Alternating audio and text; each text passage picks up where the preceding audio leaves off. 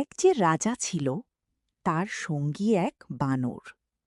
রাজার সাথে ছায়ার মতো থাকত সে দিনভর। রাজা যখন ঘুমে বিভোর পাহারা দিত সে। বিশ্বস্ত এই বানর নিয়ে চিন্তা ছিল না যে। হঠাৎ একদিন উড়ল মাছি রাজার হাতের কাছে। বসল এসে রাজার হাতে, কি বা বিপদ আছে।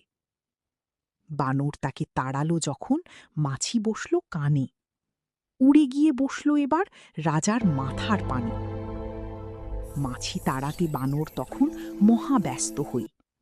রেগে মেগে বানর এবার তলোয়ার নিল চেয়ে। রূপোর তলোয়ার হাতে নিয়ে মারতে গেল মাছি। মাছি তখন উড়ল দূরে, রাজার খুব কাছেই আছি।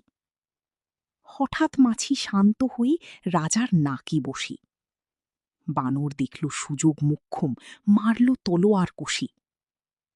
মাছি তো ঠিকই পালালো তখন, বিপদ হলো ভারী। রাজার নাকের ডগা কাটল, হলো রক্তারক্তি মারি।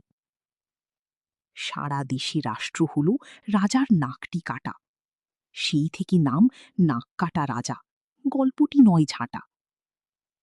শিক্ষা: অন্ধ বিশ্বস্ততা নয়, বুদ্ধি সবচেয়ে বড় শক্তি।